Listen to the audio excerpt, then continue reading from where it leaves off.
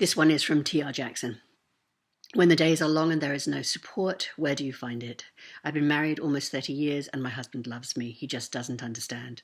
The man probably hasn't read a book since he was 15. Nobody gets it. At 20 books, I've met some amazing people, and I actually talked with some this year. I'm not talking about imposter syndrome. I come from a generation of just shut up and do it because nobody has time to listen or care. How do I find the inner strength to carry on with something I love so much when I'm going without sleep to do it, which means I don't always have the energy to get through the teaching day? What advice can you offer? There are a bunch of things in here. This is a big, important question. And I would say, one, get more sleep. The science is really clear that it says a person who doesn't sleep very well, the science is very, very clear that if you want optimal brain output, you need to be getting the sleep. So don't sacrifice the sleep. That's going to take it out of you somewhere else, for sure. You love this, which is great, because we're going to go to how important you are in this equation. But I am going to say that you need to find a sprint group, or an accountability partner, a critique group, someone you do page swaps with, and you need to know whether or not you need daily, monthly, weekly, what kind of check-ins you need, and what you need from this person. You're writing as if you want encouragement, but there may be more to this, because there's a lot in here about how lonely you are in your craft, and I absolutely do not believe that this needs to be a lonely occupation. I am part of several sprint groups, some of which I haven't been to for quite a while because I've had lots of dog things going on and lots of vet appointments, and so I've skipped out. But I have got writing partners who I talk to every single day, absolutely every single day. I have writing partners who read everything that I write. We swap pages, and we're the kind of people who swap pages and know what we're doing. You need to be pretty careful about who you swap pages with. You do not want somebody who is getting down into the grammar, because that's not the important thing at all. That's for your editor to take care of. You need somebody who understands story structure, who understands character arcs, who understands what you're trying to achieve, possibly who understands tropes. People often ask, is there something out there? And there are sprint groups out there. There are critique groups out there. Of course, there are people who will take your money, and very, very good people who you could hire, who you will become friendly with. If you get a developmental editor, or if you get a book coach, for example, it doesn't sound like you need a book coach, but you need somebody who you are talking to on a regular basis. I went through a bunch of different things doing this. So when I left my corporate job, we came out to Oregon, and I joined the local college. So there's a community college locally, and they had a writing group, and there were 5 of us, I think, and I don't know where they got the teacher from. She also taught a class on covering tin cans with festive paper so you could make pencil holders. So I don't think that teaching writing was really her thing.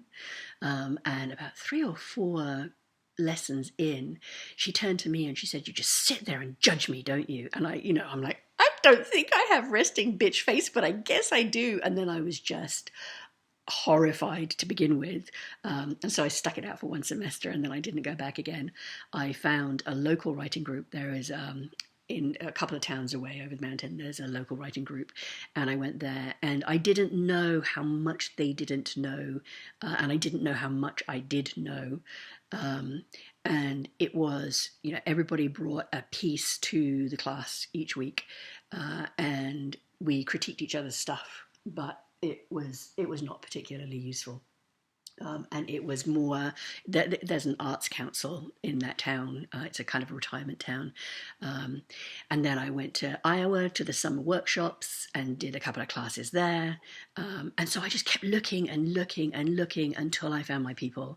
And eventually I found my people. I was a book coach, and I clicked with a couple of the other coaches, and we started swapping pages with each other privately.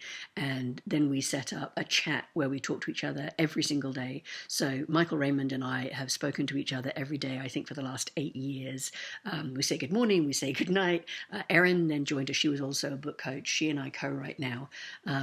She came and joined us, and we have been probably exchanging messages for the last 5 years, at least. I met people at 20 books. I had paralyzing self-doubt, and this goes to another question. So I went to the very first 20 books, and I have only missed one, and that was because I couldn't get a dog sitter for sassafras. But I hid from people, and I didn't talk to people, and I stayed in my room because my self-doubt was so powerful. And by that point, I'm making decent money as a writer, but I'm terrified to talk to other people, and there's like a bunch of stuff that goes into that. But the point is, you're going to need to try a bunch of different things. You're going to have to put yourself out there. You're going to have to go and fail at things and not give up. So, you go to the community college and you find a writing class. It turns out that it's crappy and the teacher kind of bullies you, and you got to go away from that. You find a writing group and they're very nice people, but they don't know what they're talking about. And so you go somewhere else, and you go to Iowa, which is really famous. And one of the teachers started a course by saying, I probably read more books than anyone else in this room. I'm like, wow, that is not a way to teach a class. That is not a way to teach a class. So you just got to keep looking. And I'm going to say that probably you're going to need to start something yourself. It's one of those terrible things when you have this kind of loneliness and self-doubt, to realize that probably you're going to have to go onto the notice boards and say, does anybody else want to join me doing X? One of the sprint groups that I'm in, it's a Zoom group, and they're like, we don't care, you don't have to brush your hair when you get out of bed, we just roll out of bed and we start writing. And they're on all day, and they turn their cameras off when they're writing. They do Pomodoro sprints, so they sprint for 25 minutes and then break for 5 and then sprint for 25 minutes. Another one of my groups is totally on a Slack platform and checks in with each other and tells each other how many words they've written. So that's more like an accountability thing. And then my writing buddies, we used to sprint together.